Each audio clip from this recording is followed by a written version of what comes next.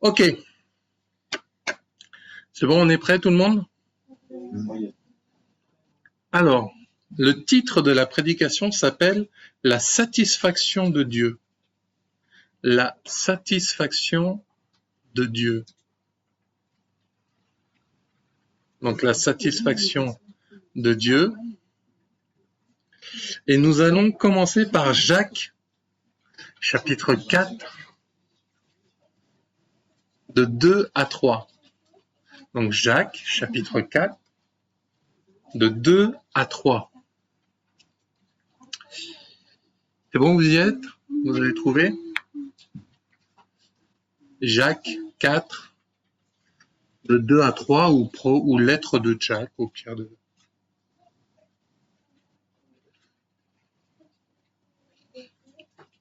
Si vous avez une Bible en anglais, James. Alors, donc Jacques, chapitre 4, versets 2 à 3. Vous convoitez et vous ne possédez pas.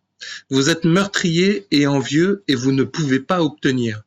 Vous avez des querelles et des luttes et vous ne possédez pas parce que vous ne demandez pas. Vous demandez et vous ne recevez pas parce que vous demandez mal dans le but de satisfaire vos passions. Amen. Bon, bah là on nous voit, on voit un peu l'état des cœurs, on voit un peu l'état des choses. Si dans ce passage on te dit que tu peux satisfaire tes passions, les passions c'est-à-dire tes envies personnelles, tes façons de voir, tes plans à toi, la façon dont tu veux la paix, ça veut dire qu'il y en a aussi une pour Dieu. Donc automatiquement quand nous on a notre version, il y a la version de Dieu qui va avec. Et quand tu vois tout ce qui vient d'être lu, c'est que Dieu il te dit quelque chose, c'est que soit tu peux convoiter, c'est-à-dire que tu veux quelque chose que Dieu n'estime pas nécessaire à ta vie, ou pas de la façon dont toi tu l'imagines, mais le résultat c'est que ça va finir que vous ne possédez pas. C'est-à-dire que quand tu suis ce que tu veux, tes plans, etc., tu ne posséderas pas ce que tu veux. Donc déjà, c'est un premier constat, c'est que si tu veux satisfaire Dieu, si tu veux qu'il y ait la satisfaction et que Dieu dise « c'est bien ma fille, c'est bien mon fils, tu as fait du bon travail, bon et fidèle serviteur », c'est que tu dois vouloir satisfaire Dieu. Si de base, dans ta vie, tu crois faire ce que toi t'as envie, comme tu le veux, avec ce que tu veux, tu n'arriveras pas à satisfaire Dieu. Tu n'arriveras pas à aller vers lui et tu n'arriveras pas à faire ce que Dieu te demande parce que tu sais pas comment le satisfaire. C'est comme si, imagine, tu as des enfants et tu sais pas qu'ils n'aiment pas certaines choses, tu n'arriveras pas à les satisfaire en leur donnant tous les jours le repas qu'ils n'aiment pas. Si tu veux faire toujours à ta méthode, ne t'étonne pas qu'au travail tu n'y arrives pas, qu'à l'école tu n'y arrives pas, qu'avec ton mari ou ta femme tu n'y arrives pas, parce que tu peux convoiter, tu peux te dire je veux faire comme si, je veux tel résultat, et tu te diras ouh, ça me fera du bien, ça va me satisfaire, je vais être bien. Mais, comme nous dit ce passage, tu ne feras que satisfaire ta passion, ta chair, tes envies personnelles. Et c'est là où Dieu va nous faire une remarque, c'est nous dire vous demandez et vous ne recevez pas. Donc déjà, c'est que Dieu entend tes demandes. Mais c'est que tu les reçois pas. Il y a une différence entre ne pas entendre une requête et ne pas avoir de réponse. Et c'est pas pareil que de dire j'ai entendu ce que tu as dit, mais je ne vais pas te le donner. Des fois, ça nous est arrivé plus jeunes, demander à nos parents quelque chose, tu as l'impression qu'ils t'ont pas écouté, et en fait, ils te font très bien comprendre, si, j'ai entendu, mais non, tu ne l'auras pas. Et c'est ça le problème, c'est que Dieu, il entend ce que tu dis, Dieu, il entend tes pleurs, mais si tu pleures pour avoir de mauvaises choses, les choses de ta passion, il te les donnera pas. Parce que Dieu est un bon père qui ne va pas donner un couteau à ses enfants, qui ne va pas donner du poison à ses enfants. Donc à partir de là, pour satisfaire Dieu, faut commencer à se poser les bonnes questions. Et le problème, c'est que nous, chrétiens, on aime ce que l'on aime, on aime ce que l'on croit, ce que Dieu pourrait aimer, mais on n'aime pas savoir ce que Dieu veut réellement. Parce que comme il nous dit, vous demandez et vous ne recevez pas parce que vous demandez mal. Donc si Dieu te fait la remarque, tu demandes mal, c'est qu'il y a un problème. Mais nous, on veut pas savoir le problème. Nous, on préfère se dire, j'ai peut-être pas assez jeûné, j'ai peut-être pas assez prié, j'ai peut-être pas assez médité, je n'ai peut-être pas été assez à l'église, peut-être que il me faut une église plus grande, il me faut un pasteur plus grand, il me faut une autre ville, une autre nation. Les Américains, on dit qu'ils ont la puissance. Je vais aller à vivre aux États-Unis. Ah non, on dit qu'en Afrique, il y a la puissance, je vais aller en Afrique. Ah non, on dit qu'il y a la sagesse en Chine, je vais aller en Chine. Et on trouvera toujours une excuse pour aller ailleurs. L'herbe a toujours l'air plus verte ailleurs que chez soi. Mais le problème, c'est que Dieu, il te dit, le problème, c'est pas l'herbe, c'est toi. C'est le jardinier. Et c'est ça que beaucoup de choses vont amener des problèmes parce que tu ne demandes pas ce qu'il faut. Et tu ne demandes pas en plus qu'est-ce que Dieu veut pour être satisfait. Est-ce que tu as déjà fait cette prière en te disant aujourd'hui, Seigneur, je ferai tout ce que tu veux, quoi qu'il arrive, quoi que tu demandes et comment tu le demandes. Et Dieu te dit, va. Ah. Non, il n'a pas dit assez de mots, il n'a pas dit assez de choses. Il a dit pas assez de révélations, pas assez de choses comme ça. Oui, mais j'avais besoin d'un verset. Oui, mais j'avais besoin d'une vision. J'avais besoin d'un rêve. J'avais besoin de puissance. J'avais besoin de l'onction. J'avais besoin d'un titre. J'avais besoin de ci, de ça. Et à la fin, t'as eu envie de te satisfaire. Alors que Dieu peut te dire, va. Oui, mais où? Oui, mais quoi? Oui, mais comment? Mais avec qui? Et à ce moment-là, tu cherches plus à satisfaire Dieu, tu cherches à te satisfaire toi-même. Et c'est là le problème, c'est que beaucoup n'ont plus la volonté de choisir le plan de Dieu et de faire en sorte de le satisfaire lui. C'est pour ça que Dieu viendra frapper de l'épée, comme il dit dans sa parole, afin que sa volonté revienne. Et si tu ne veux pas faire la volonté afin de satisfaire Dieu, à un moment, Dieu sépare. Il a dit qu'il séparera le blé de l'ivraie, les brebis des boucs. À un moment, Dieu a une sélection. Les élus et les non-élus. Les pécheurs et les sauvés. Et c'est pour ça que le but, c'est de vouloir satisfaire Dieu. Se demander comment je satisfais Dieu. Et le grand souci, c'est que on croit que il faut absolument certaines caractéristiques pour faire ce que Dieu demande. Mais Dieu demande ton obéissance. Dieu demande ta présence. Dieu demande le fait que tu sois là avec lui. Et c'est ça qui est important, c'est de savoir que tu ne vas pas impressionner Dieu. Tu vas pas l'impressionner. Tu peux avoir un titre d'apôtre, de prophète, de docteur, de pasteur, d'évangéliste, t'impressionneras pas Dieu. Tu peux avoir une onction XXL, t'impressionneras pas Dieu. Tu peux chanter, tu n'impressionneras pas Dieu. Tu peux être responsable, tu n'impressionneras pas Dieu. Tes dons spirituels ne vont pas l'impressionner parce que c'est lui l'auteur. Comment tu veux que Dieu soit impressionné de ce qui lui appartient? Dieu est puissance, Dieu donne les dons, Dieu donne le Saint-Esprit, Dieu est tout puissant, tout, il voit tout, il sait tout, il est partout. Donc qu'est-ce que tu vas l'impressionner en lui disant je suis prophète? Je veux dire, je sais, c'est moi le prophète des prophètes. C'est moi l'esprit de la prophétie. Qu'est-ce que tu m'impressionnes? Ah, tu as une grande église de 100 000, c'est moi qui t'ai donné chaque brebis. C'est moi qui t'ai donné ton titre, c'est moi qui t'ai donné l'onction. Ah, tu dis que tu as une grande onction qui peut aller jusqu'aux nations, jusqu'à l'extraterrestre, c'est moi qui t'ai donné. Donc qu'est-ce que Dieu tu vas l'impressionner? C'est lui l'auteur, c'est lui le créateur, et tu vas venir lui dire regarde ta création, elle est bien. Et il va dire mais je sais, c'est moi qui l'ai fait. Donc si tu pars dans le principe que tu es mieux que les autres, tu es comme ci, tu es comme ça, t'impressionneras pas Dieu et en plus, tu vas même pas le satisfaire parce que tu demandes mal. Et on va voir maintenant qu'est-ce qui peut satisfaire Dieu. Et bien sûr, ce qui satisfait Dieu, on a vu dans le passage que les convoitises, les meurtriers, les envieux, les querelles, les luttes, etc., déjà tu n'auras pas. En plus, il te dit que tu demandes mal. Donc maintenant, on va voir qu'est-ce qui peut plaire à Dieu, mais le souci, c'est que c'est quelque chose qu'on nous, on n'aime pas. La parole de Dieu dira dans Romains que la chair, elle est inimitié contre l'esprit. Les choses de l'esprit et de la chair sont pas pareilles. Galates nous dira que les fruits de l'esprit sont à l'opposé de la chair. Donc de base, dis-toi, satisfaire Dieu, tu ne le peux pas. Tout seul, toute seule, tu ne le peux pas. Il a dit, Personne ne peut être sauvé par ses œuvres. Personne ne peut venir devant Dieu et se justifier de lui-même. Il a dit, tous sont péchés, tous sont séparés de moi. Tous mourront. C'est pour ça qu'il a donné Jésus, le sacrifice ultime et parfait, afin que quiconque croit en lui ait la vie éternelle. Ça, c'est la satisfaction de Dieu. Comment satisfaire Dieu? Au travers de Jésus, en Jésus et avec Jésus.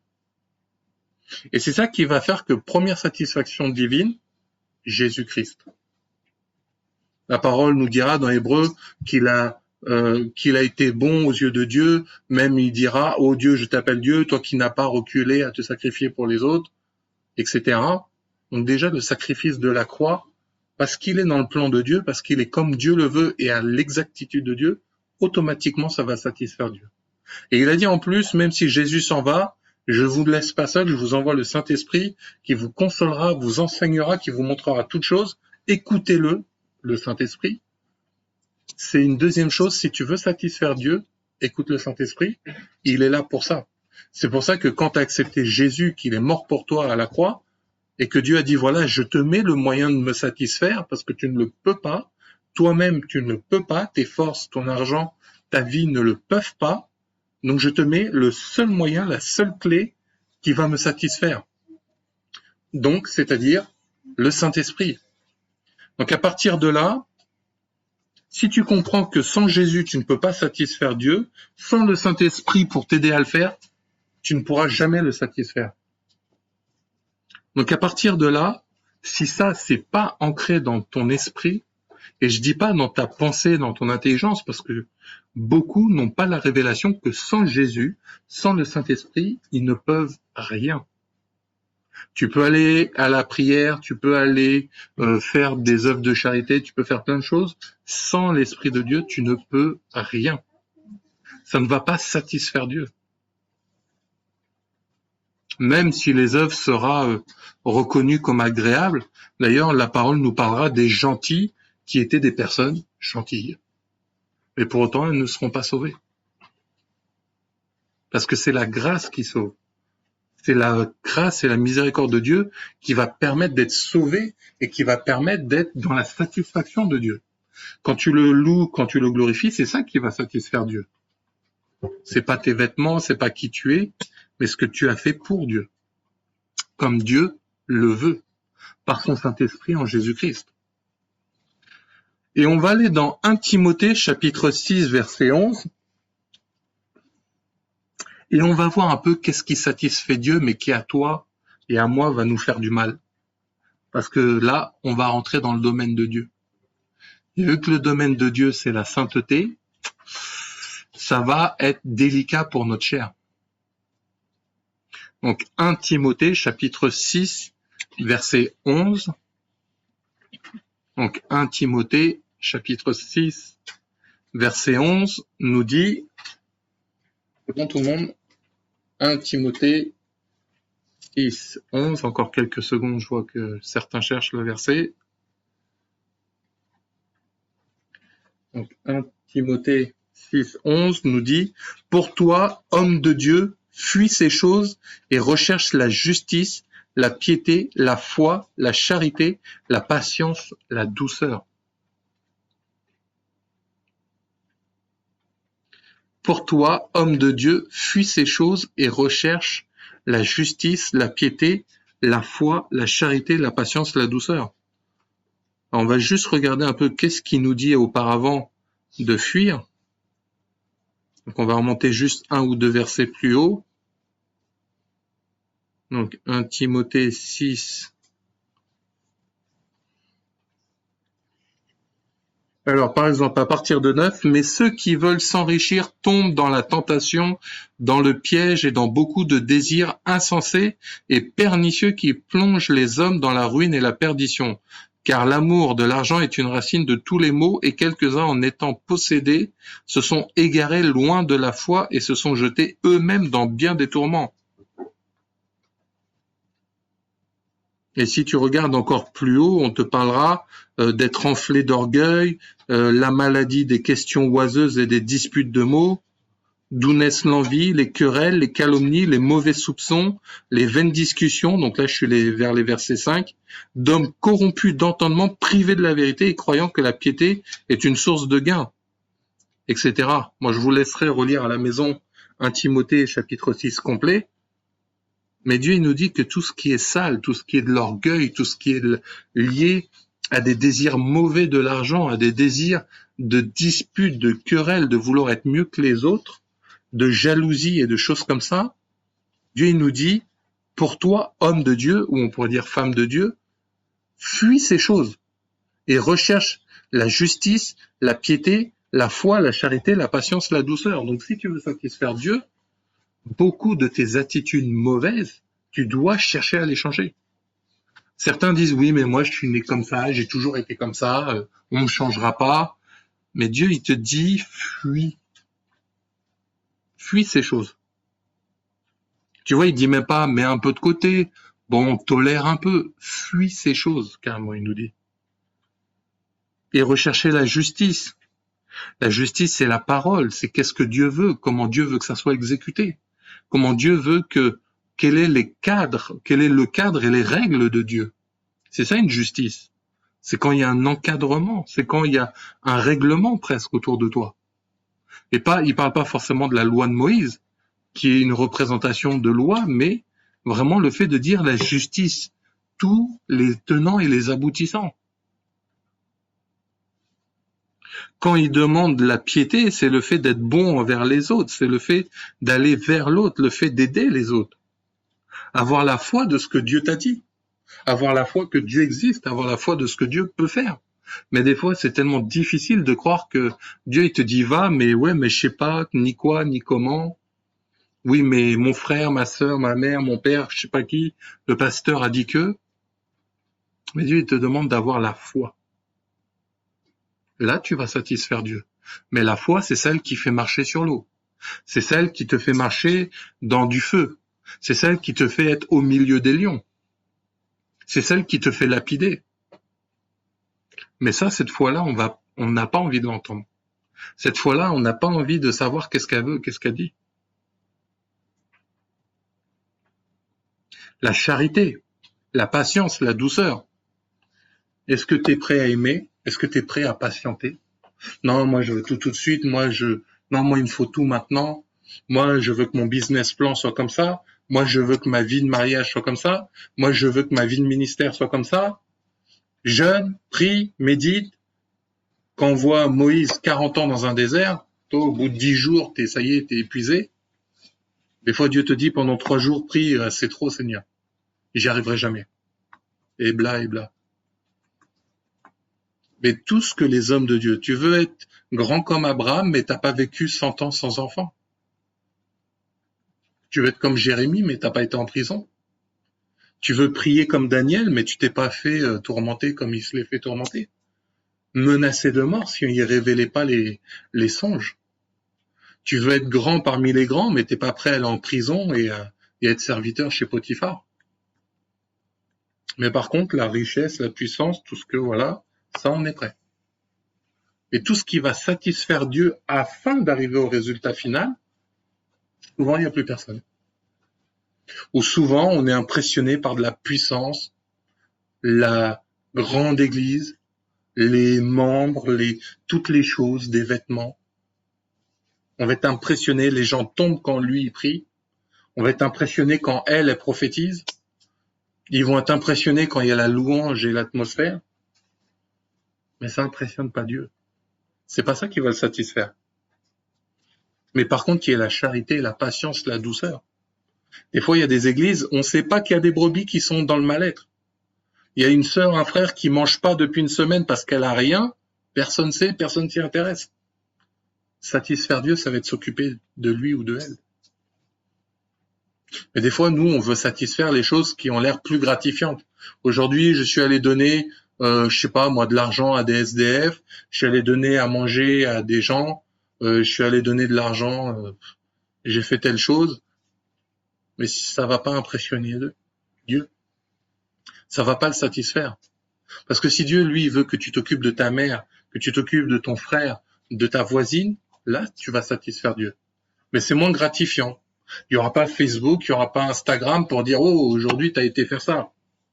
Mais non, j'ai aidé la vieille dame à monter ses courses. Et tu aurais presque voulu des acclamations et d'un amen dans les escaliers. Tu aurais presque voulu que la petite mamie elle te dise amen, c'est bien ce que tu as fait. Oh toi tu dois être de Dieu. Oh yes. Ah là il n'y a pas de caméra, il n'y a pas d'Instagram. Oh c'est pas la volonté de Dieu. Une autre fois, la prochaine fois. Et les gens ne cherchent plus la douceur, ne cherchent plus la charité, l'amour gratuit, pas l'amour publicitaire où on te voit placardé partout et qu'on dira ah non lui il est bien. Hein. Et c'est ça qu'on voit comment satisfaire Dieu ou ne pas le satisfaire. On va voir encore un autre passage, 1 Pierre 3, 11. 1 Pierre ou première lettre de Pierre 3, 11.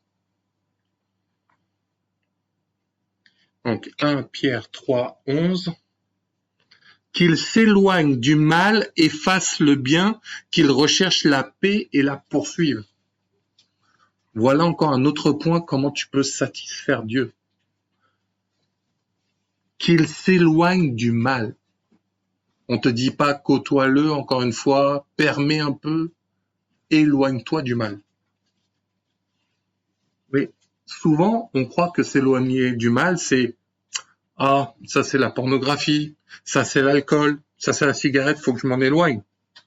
C'est une première chose. Mais être méchant avec les autres, être injurieux avec les autres, être indifférent des autres, être quelqu'un qui n'aime pas les autres, c'est du mal aussi. Critiquer, calomnier, que ça soit des gens normaux, des païens, des hommes de Dieu, des femmes de Dieu, c'est du mal aussi. Même ça, pour satisfaire Dieu, est-ce que tu vas méditer? Aujourd'hui, on va voir toutes les dimensions du mal. Beaucoup, oui, on va voir Lucifer, on va voir les différents types d'anges, les différents types de sorciers, les différentes méthodes pour faire du mal. Mais si par contre on dit non, non, pas le mal, mais quand toi tu fais du mal, là tu vas plus trop avoir envie de savoir, mais tu sais, non, mais bon, des fois de temps en temps, un petit écart, de temps en temps si. Puis l'autre frère, c'est normal que j'ai mal parlé. T'as vu comment il est? T'as vu la sœur, elle est relou. Non, c'est normal. C'est normal. Mais toi, à un moment, tu vas pas te dire, bah moi, faut que moi-même le mal dans mon cœur, je l'enlève. Que moi-même le mal qui est comme un poison dans mon cœur, je l'extrais. Aime-la avec douceur, aime-la avec patience, aime-le avec charité. Mais par contre, les versets qui vont te permettre de toi-même rester dans le mal, à cela tu vas les connaître.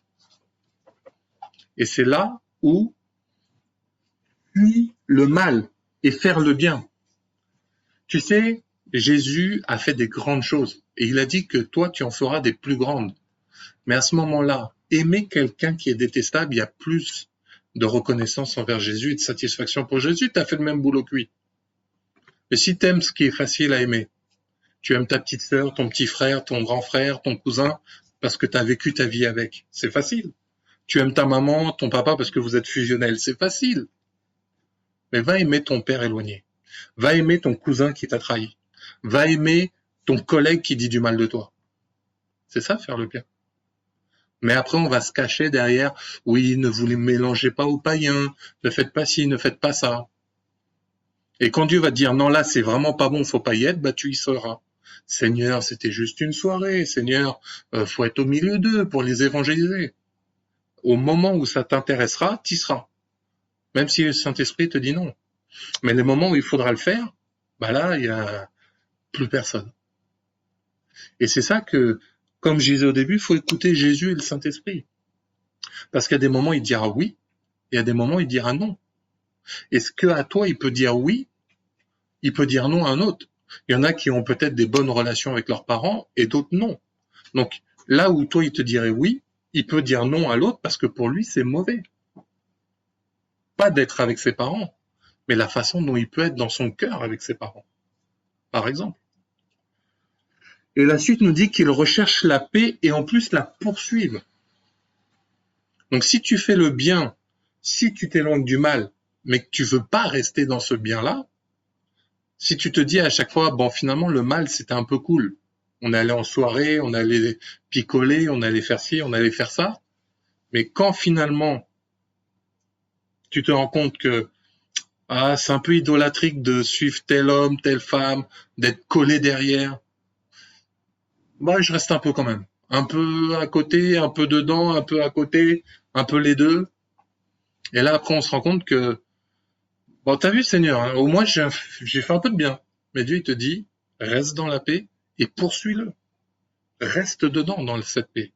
Oui, mais Seigneur, tu te rends compte comment je vais faire pendant tout ce temps?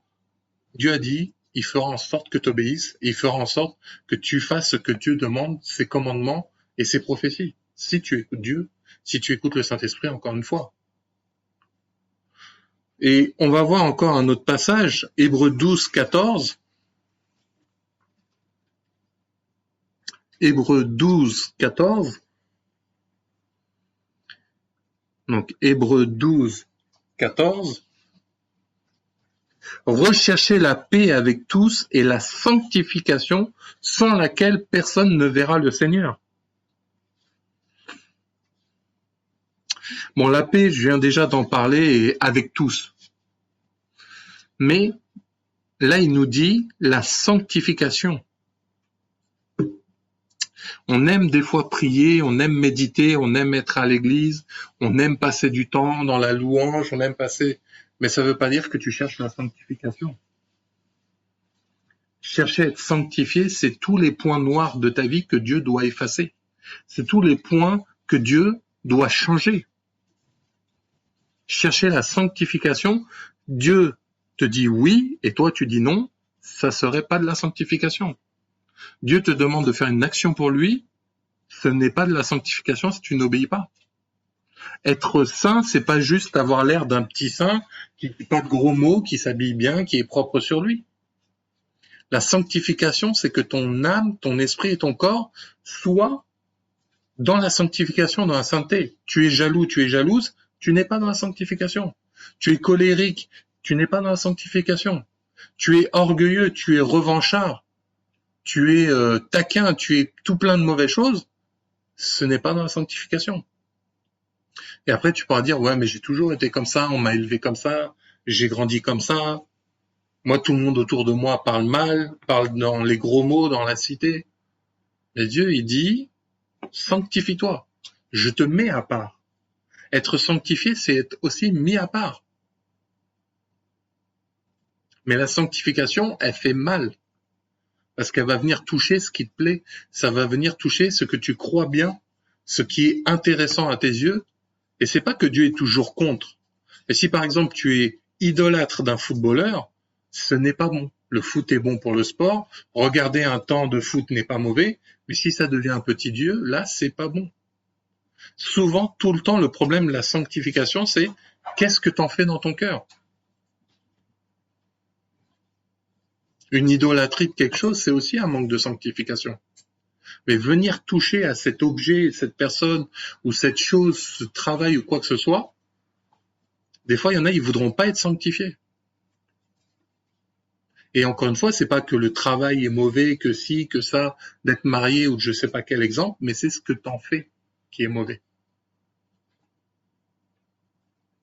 Et ça, la sanctification, c'est un truc que quand tu dis au peuple de Dieu, sanctifiez-vous, on t'entend amen, mais ça s'arrête là.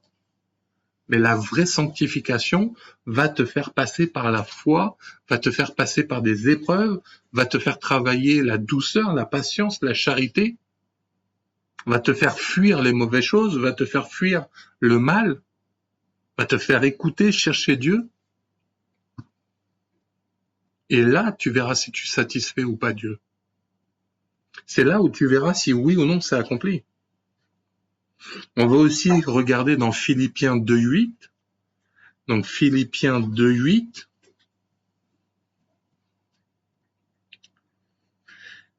Philippiens 2.8 nous dit « Il s'est humilié lui-même, se rendant obéissant jusqu'à la mort, même jusqu'à la mort de la croix. » Quand tu commences à vouloir satisfaire Dieu, qu'est-ce qui va se passer? Tu vas t'humilier.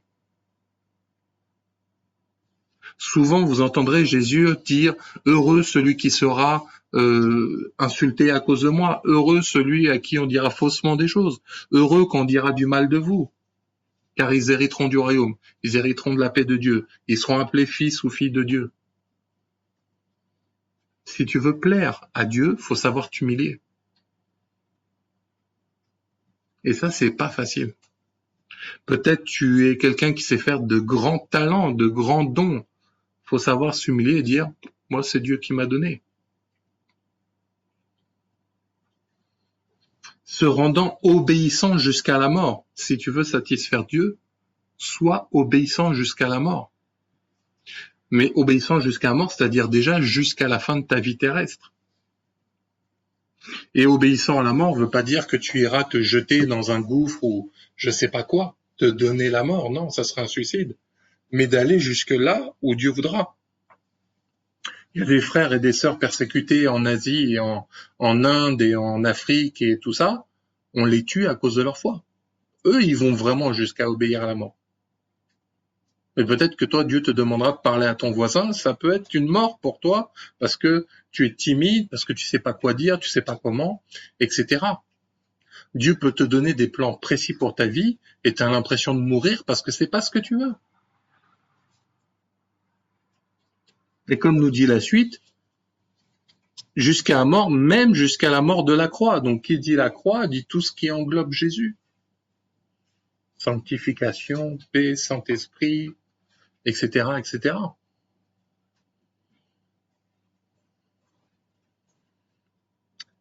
Ensuite, nous allons voir 1 Pierre 1, 22. Donc 1 Pierre 1, 22.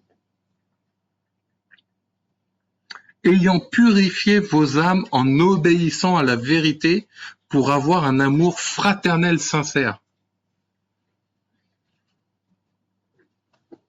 Aimez-vous ardemment les uns les autres de tout votre cœur.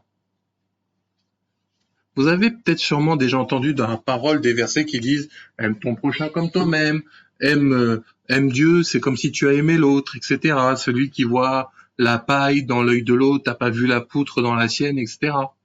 Mais là, il va nous dire déjà de purifier vos âmes en obéissant à la vérité.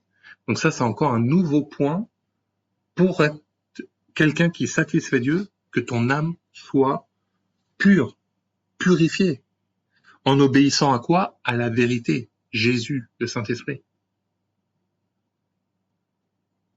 Et on voit qu'il va dire, aimez-vous, pour avoir un amour fraternel, sincère, aimez-vous ardemment les uns les autres de tout votre cœur. Tu veux satisfaire Dieu? Aime ton frère, aime ta sœur en Christ. Aime-les ardemment. Mais des fois, il y en a certains parce que « Oh, je suis à l'église, oh, je suis protocole, je suis super machin », mais ils oublient ce passage. Aime ardemment ton frère, ta sœur.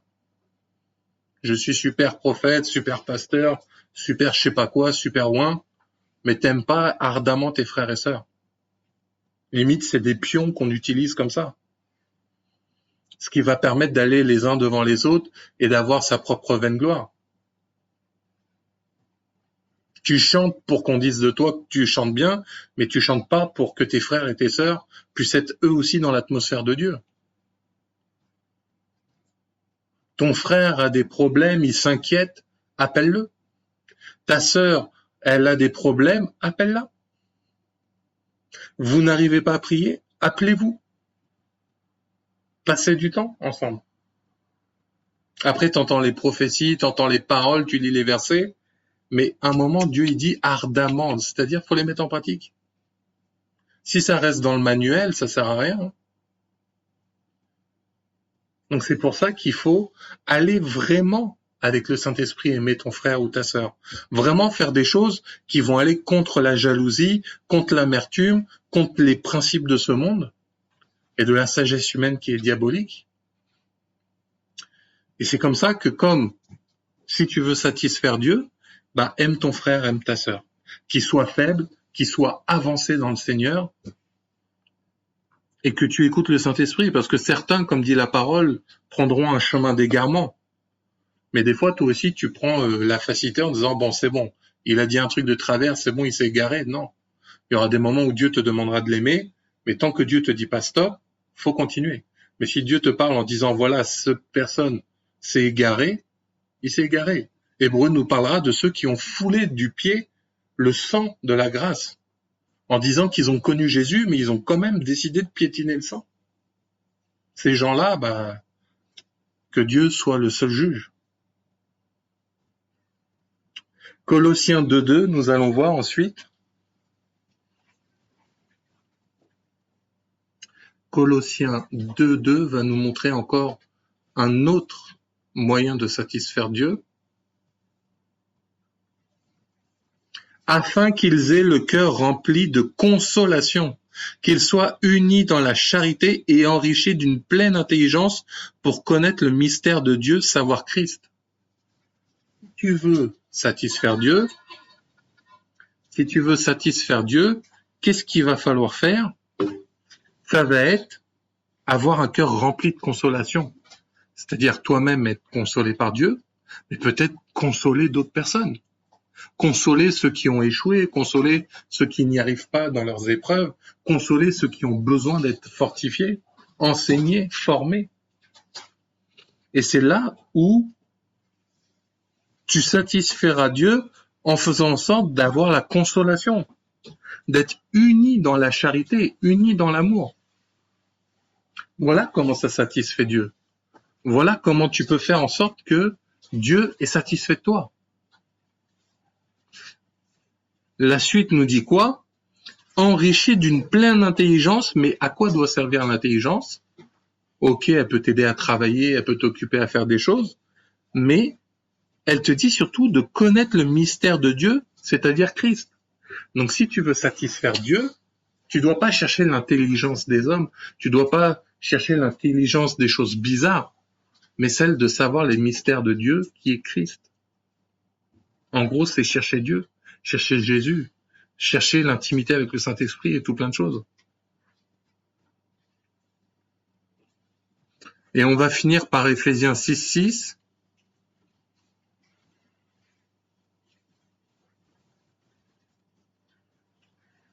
Éphésiens 6.6. Donc, Éphésiens 6.6. La parole de Dieu nous dit, non pas seulement sous leurs yeux, comme pour plaire aux hommes, mais comme des serviteurs de Christ qui font de bon cœur la volonté de Dieu.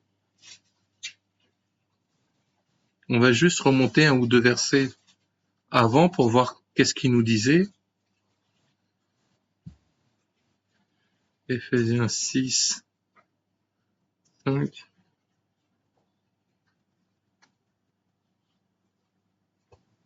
Donc nous disait, serviteurs, obéissez à vos maîtres selon la chair, avec crainte et tremblement dans la simplicité de votre cœur comme à Christ. Non pas seulement sous leurs yeux, comme pour plaire aux hommes, mais comme des serviteurs de Christ qui font de bon cœur la volonté de Dieu. Servez-les avec empressement comme servant le Seigneur et non des hommes, sachant que chacun, soit esclave, soit libre, recevra du Seigneur selon ce qu'il aura fait de bien. Et vous, maîtres, agissez de même à leur égard et abstenez-vous de menaces, sachant que leur maître et le vôtre est dans les cieux, et que devant lui, il n'y a point d'acceptation de personne. Donc, tu veux satisfaire Dieu, que tu sois un homme de Dieu, une femme de Dieu, ou une simple personne, ou un disciple, ou une brebis, à un moment, il faudra comprendre que c'est en faisant quoi? En servant les uns les autres, en ayant de l'amour les uns pour les autres, en écoutant les uns et les autres, et que l'on pourra comme ça faire ce qui est agréable à Dieu. Et comme il dit, non pas seulement sur leurs yeux, comme pour plaire aux hommes, mais au contraire, comme des serviteurs de Christ. On vous précise de Christ. Donc c'est pas dire serviteur d'un oin, pas serviteur de ton mari, de ta femme, pas serviteur de ta famille, pas serviteur de pays A, B, C ou quoi que ce soit, mais serviteur de Christ. Christ mort et ressuscité. qui font de bon cœur la volonté de Dieu. Donc, tu veux satisfaire Dieu, dans tous les cas, t'en reviendras à faire quoi? Faire la volonté de Dieu. Mais pour en arriver là, ça remonte au point précédent. Jésus dans la rédemption, le Saint-Esprit pour t'aider, la charité, la paix, la foi et tout ce qu'on a vu là. Et là, en faisant ces choses-là, tu trouveras la paix et non l'épée. En faisant ces choses-là, tu trouveras le chemin et le plan de Dieu. En faisant toutes ces choses, tu pourras justement arriver au résultat que Dieu veut. Mais si toi tu dis, je refuse les prophéties, je refuse ce que Dieu dit, je refuse ce que Dieu attend de moi, je veux pas, c'est non, c'est comme si c'est comme ça, t'étonnes pas. Et quand Dieu a dit, je mettrai l'épée, je diviserai l'un l'autre, je les séparerai, après tu vas revenir en disant, mais il avait dit, faut la charité, faut la douceur, faut l'amour. Mais s'ils veulent pas obéir, faut prendre la satisfaction de Dieu, elle est entière. Hein. Tu sais, c'est ceux qui sont mariés ou qui ont des enfants, ils vont comprendre que tu satisfais pas ton mari ou ta femme juste parce que tu es gentil le matin, mais l'après-midi, tu l'as pourri. Tu es gentil avec ton enfant quand il est à l'école, mais quand il est à la maison, tu le charges bien comme il faut. Non, c'est tous les jours que t'es papa, que t'es maman, que t'es mari, que tu es femme. C'est tous les jours que tu es bien, du début jusqu'à la fin de la journée. Mais c'est pareil. Avec Dieu, faut savoir mettre l'entièreté de Dieu en pratique aussi. Et c'est comme ça que tu vas satisfaire Dieu. C'est comme ça que tu vas pouvoir aller vers lui. C'est comme ça que tu vas te dire, ah ça y est, j'entends l'esprit me parler. Parce que si tu veux pas écouter, bah, l'esprit va pas te parler. Et même si l'esprit te dit A, toi tu dis B. Donc après tu dis, ah moi le Saint-Esprit me parle pas. C'est normal, tu veux pas le satisfaire. Et même quand il essaye de faire en sorte que tu le satisfasses, tu vas dire non.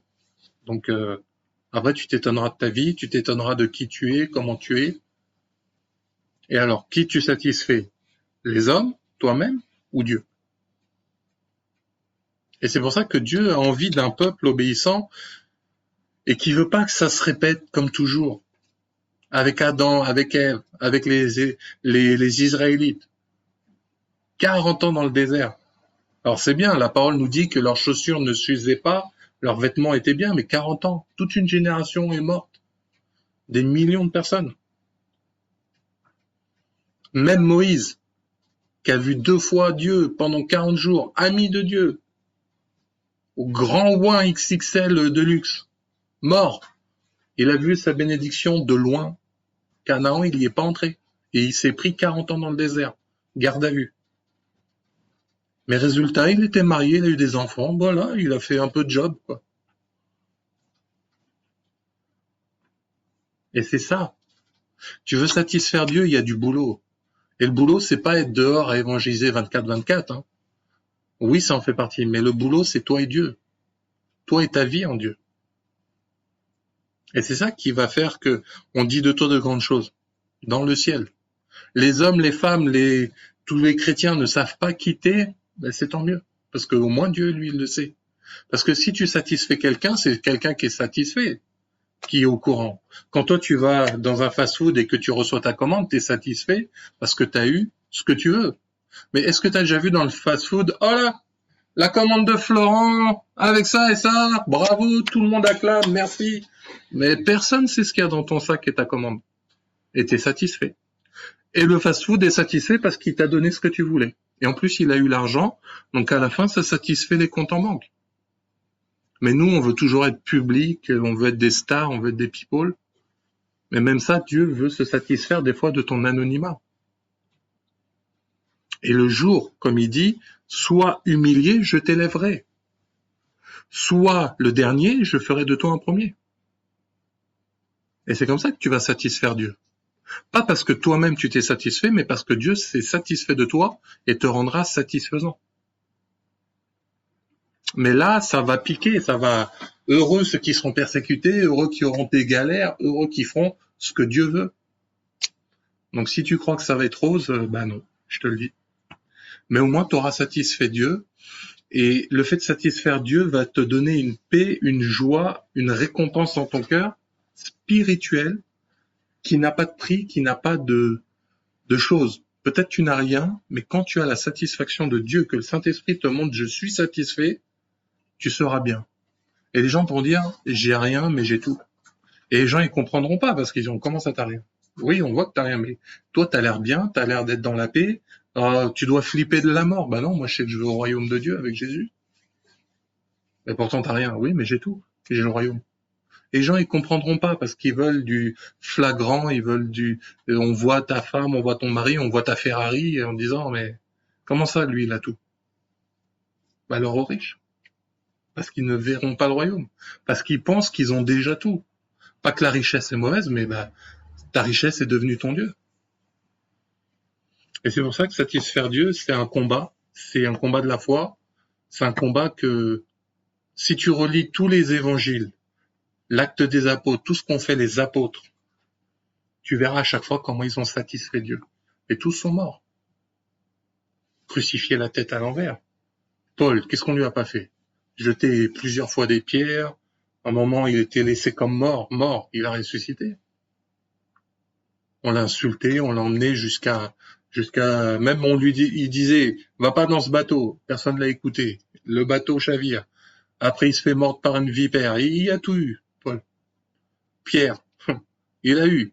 Jacques, décapité. Peut-être nous, on n'en arrivera pas à cette extrême mort-là, mais il y a du boulot à faire. Et ça, tu le feras parce que tu veux plaire à ton Dieu qui est ton papa. Pas un Dieu méchant, pas un Dieu qui veut t'asservir, qui veut te faire de toi un esclave, mais un Dieu, un papa dans l'amour.